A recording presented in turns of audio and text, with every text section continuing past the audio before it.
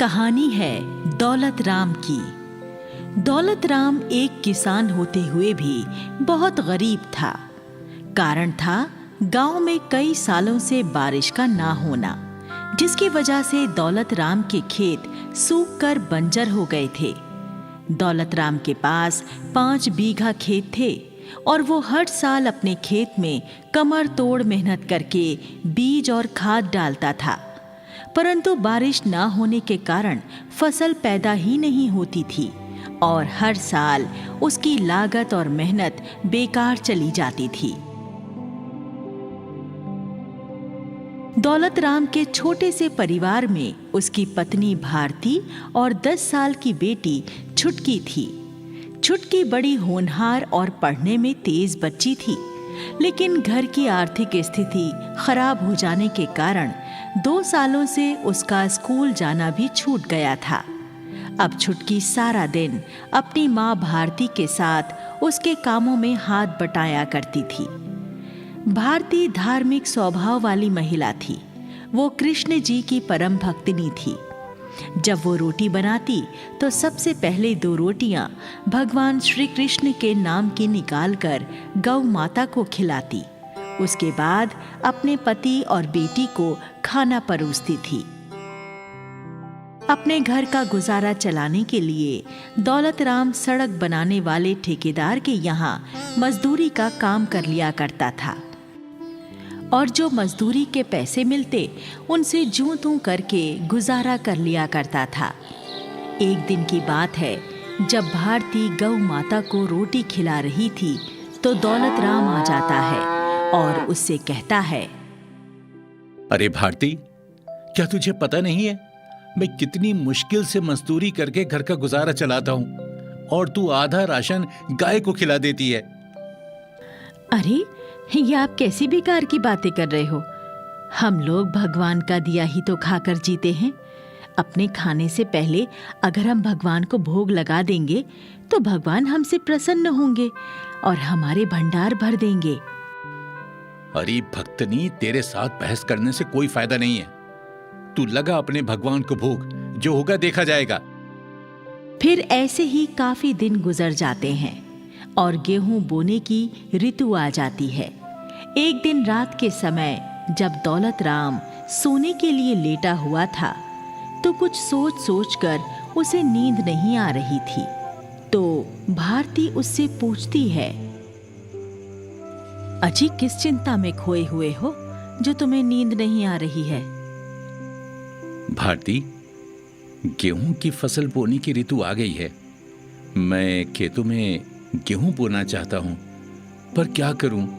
बीज, खाद और पानी के लिए मेरे पास पैसे ही नहीं है। 3 सालों से ये खेत हमें नुकसान पहुंचा रहा है। बारिश तो होती नहीं और फसल खराब हो जाती है। अगर इस बार भी ऐसा हुआ तो? मैं एक किसान पुत्र हूं भारती, खेती किए बिना मैं रह नहीं सकता। अरे मजदूरी तो मैं मजबूरी में कर रहा हूं। मुझे इस बार भी फसल बोनी है, पर क्या करूं? बीज और खाद का इंतजाम कैसे करूं? देखो जी, अगर तुमने फसल बोने का निश्चय कर ही लिया है तो ठीक है। मेरे पास मेरी शादी के 2-4 गहने रखे हैं। उन्हें बेचकर बीज और खाद ले आना और फसल बो देना। आगे भगवान कृष्ण की मर्जी, जो होगा देखा जाएगा। भारती के आश्वासन से दौलत राम की चिंता दूर हो जाती है और फिर वो आराम से सो जाता है। सुबह होने पर दौलत राम अपने हल बैल लेकर खेत जोतने जाने लगता है तो भारती से कहता है, भारती, मैं खेत जोतने जा रहा हूं, तू मेरी रोटी लेकर खेत पर आ जाना। दौलत राम वहां से चला जाता है। भारती भगवान कृष्ण की पूजा करती है। हे किशन कन्हैया, हे नंद गोपाल, मेरे पति खेत बोने जा रहे हैं। इस बार हमारे खेत पर अपनी कृपा बरसा दो प्रभु।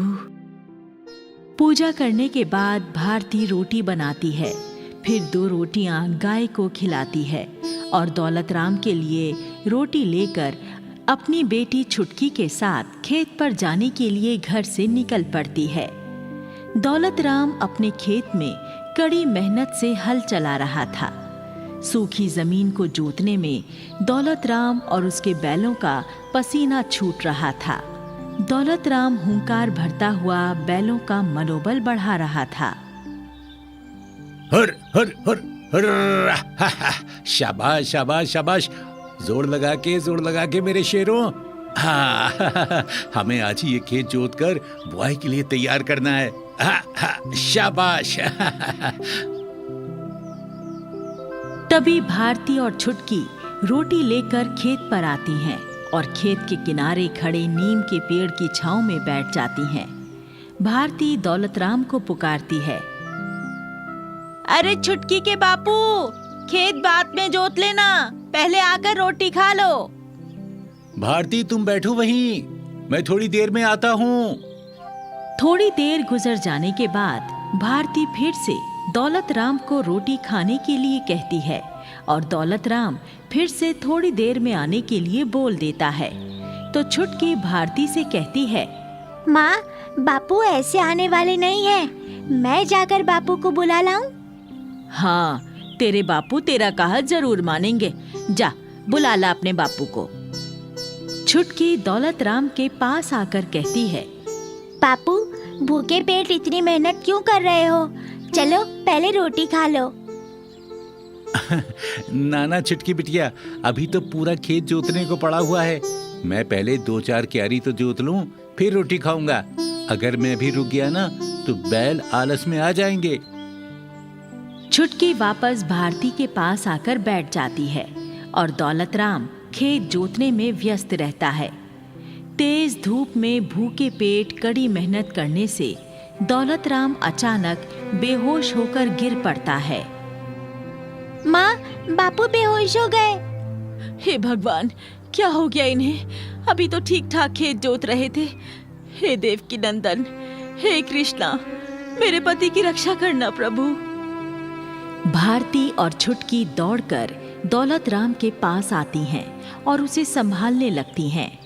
आसपास के खेतों में काम करने वाले किसान भी वहां आ जाते हैं।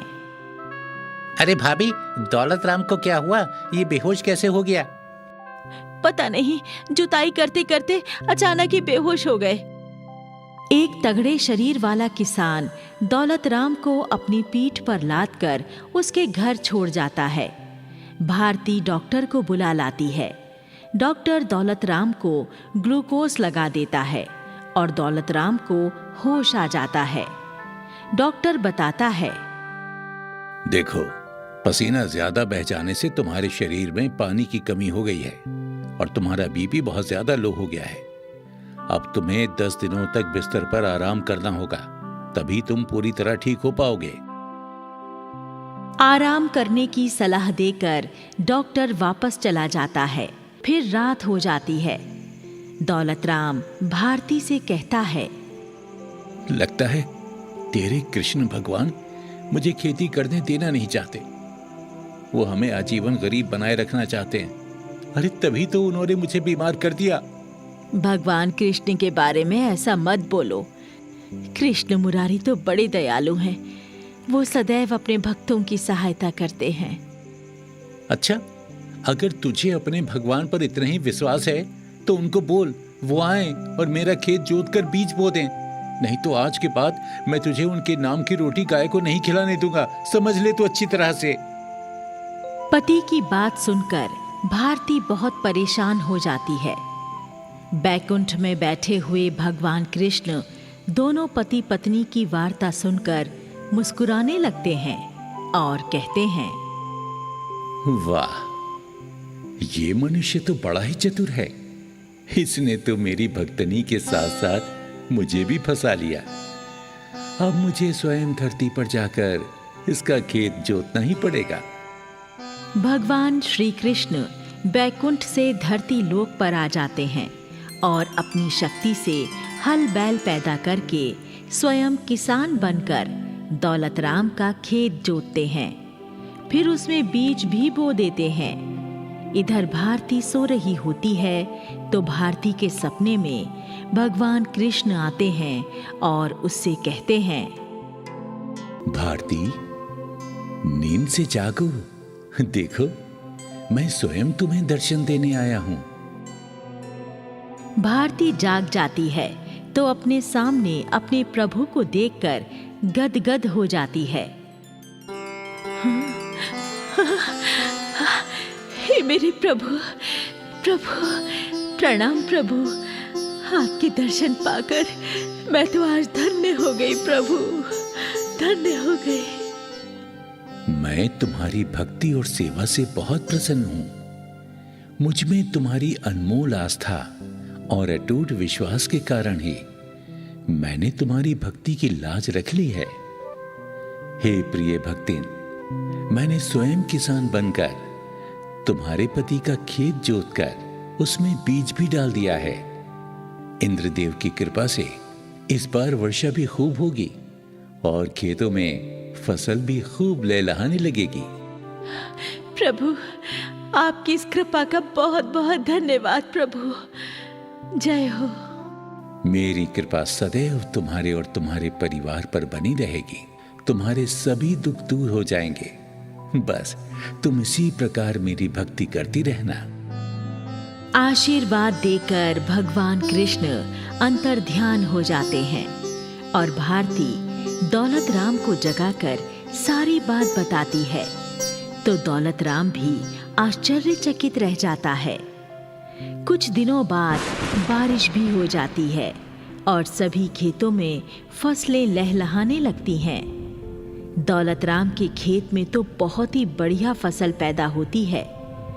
कुछ दिनों बाद फसल कटती है और दौलत राम का घर आंगन अन्न से भर जाता है। दौलत राम को अब किसी चीज की कमी नहीं रह गई थी। वो भी अब भारती के साथ भगवान कृष्ण की भक्ति करने लगा है और छुटकी फिर से स्कूल जाने लगी है।